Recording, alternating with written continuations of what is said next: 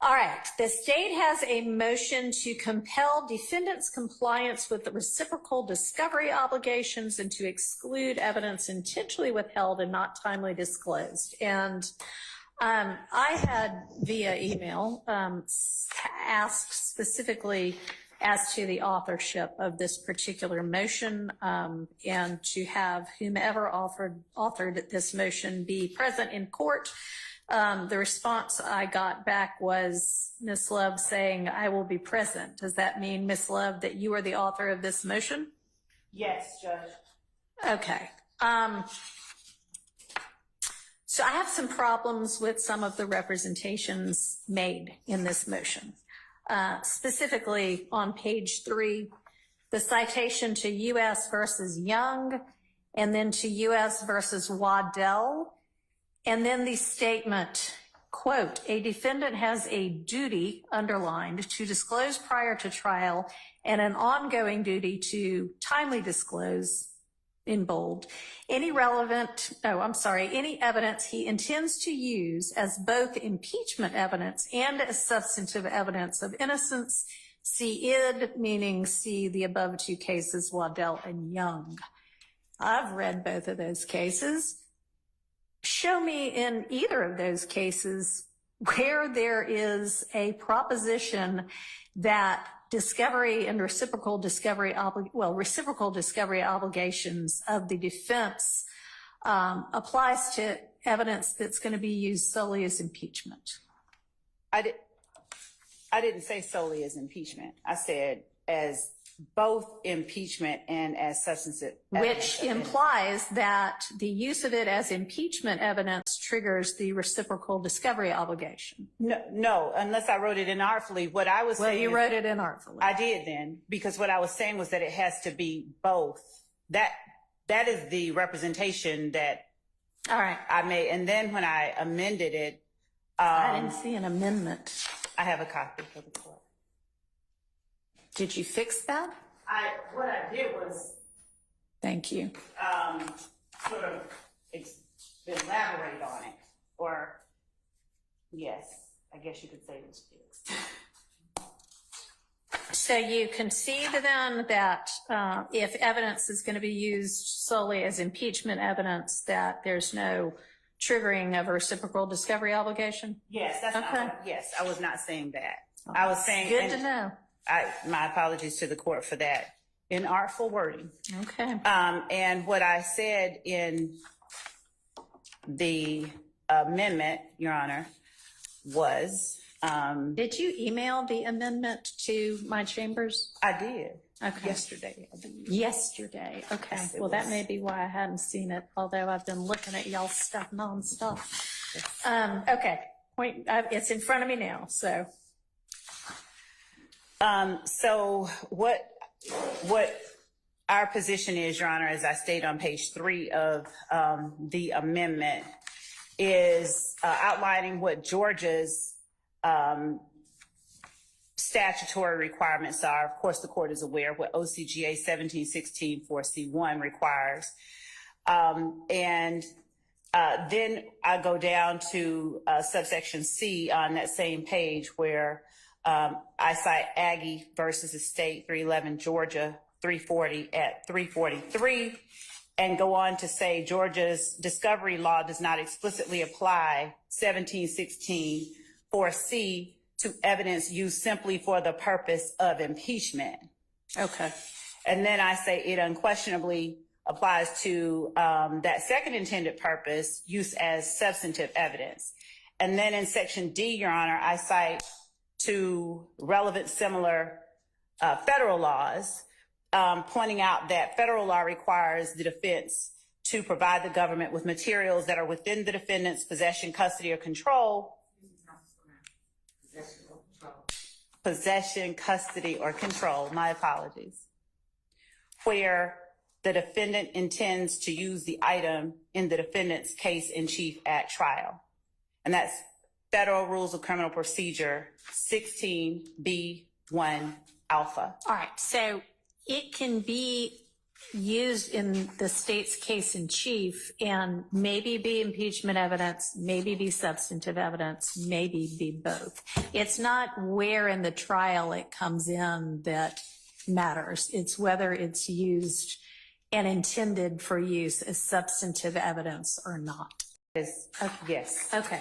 So as long as we're all on the same page with that, and I actually do think that to the extent anybody might want to take a closer look at what those distinctions are, I think it's Waddell, Yes. where the court actually says, hey, you know what, these can be tricky, these can be dicey. Here's what it means. Here's the difference between the two. So I would recommend for everybody's reading pleasure the court's exposition of that issue in the Waddell case. And in this amendment, I did correct the Waddell site. Okay. All right, so we'll follow that law as well. The legal analysis is wrong. There is no distinction in Georgia on substantive or impeachment. What you were told is wrong. And this lawyer knows it because she sat here in court and I did the same thing without being tempered. All right. That's 4 times. Thank you for clarifying that. Do you have any Georgia law that represents what you have asserted in your motion and amended motion? Your Honor, that's just it. I have been clear in my amended motion, and Which to the I extent that just it wasn't. got a copy of. Yes. Okay. And also, I just want to say that no Georgia law that. right, Georgia law does not define. It does not define case in chief. It does not break it down. We all know what a case in chief is.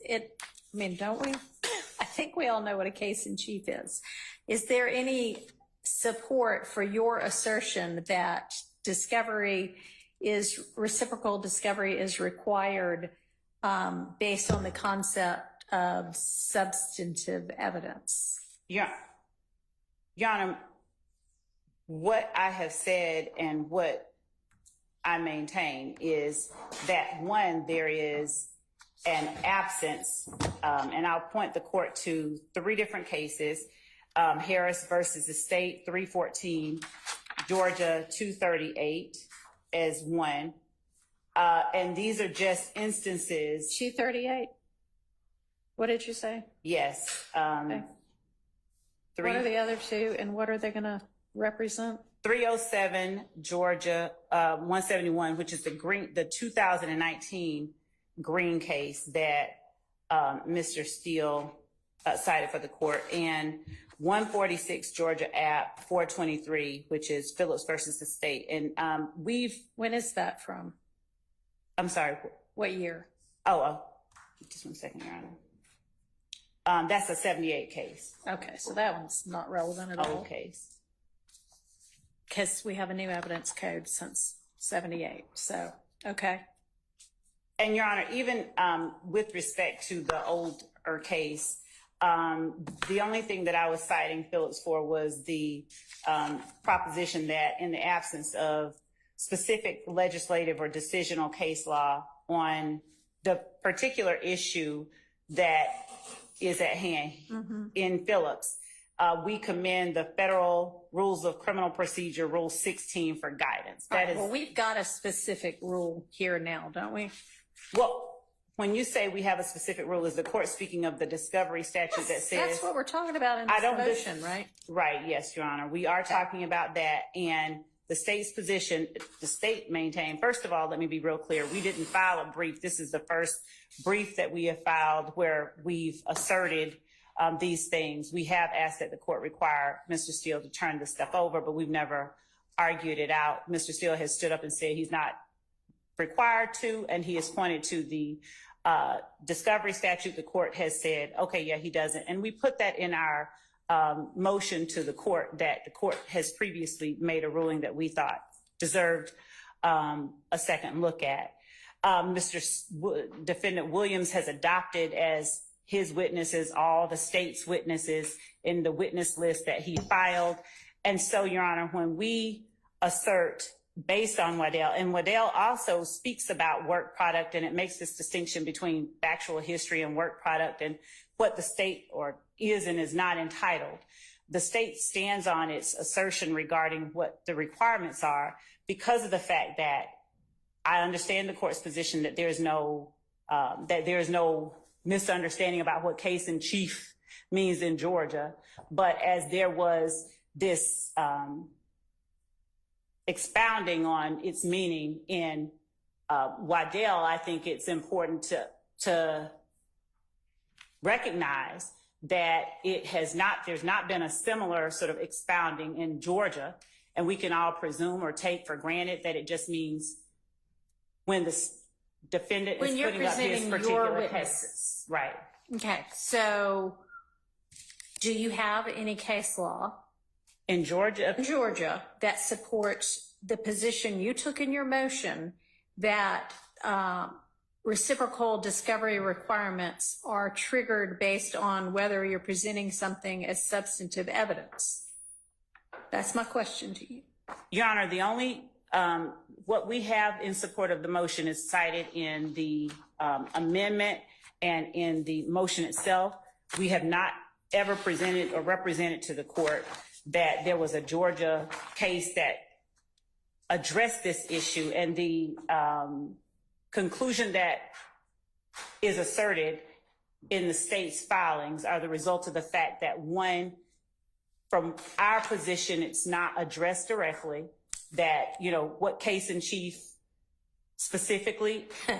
So you are telling me that when our discovery statute says that the defendant is to produce or permit inspection and copying of whatever it is that they're in possession or control of, which the defendant intends to introduce as evidence in the defense case in chief or rebuttal at the trial, you think that there's some kind of lack of clarity about what that means? Is that what you're representing to the court? Your Honor, I'm representing that was the position that was taken. That was what was analyzed in the cases that we have cited in our amended amendment and supplement to our motion to compel. That is, in our position, a reasonable interpretation. And as we've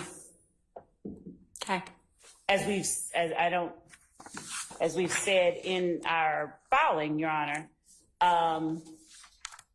there was the requirement in Waddell that anything that was within the defendant's possession, custody, or control, where the defendant intended to use the item in the defendant's case in chief, that be turned over.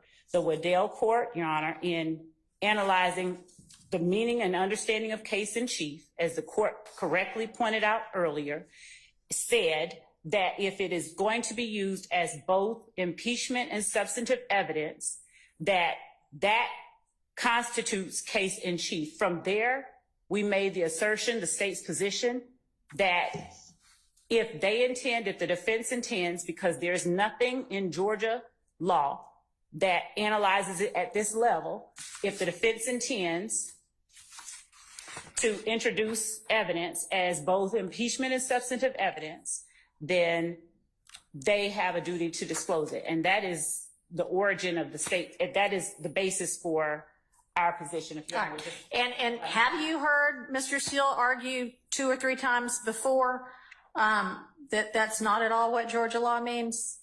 We've not made this argument before. So I don't mean in writing. Y'all have not had any discussion whatsoever in front of Judge Glanville about. As I have said in my motion, Your Honor, what we have argued, the state has said, Your Honor, they have a duty to disclose this. This is stuff that we are entitled. And Mr. Steele has said no, in citing the Georgia statute. He said we do not. I have never asserted, I've never made this distinction. I've never said that case in chief means if it's being presented as impeachment as substantive evidence. I've never made that. I've never made that argument in a written or oral filing. Okay. All right. Well, I would like for you to take your duty of candor to the court with a little bit more seriousness in the future, Ms. Leif. Respectfully, I take it very seriously. Okay, so anyway, we'll be abiding by the discovery requirements set forth in our statutes. And Mr. Steele, thank you for the clarification.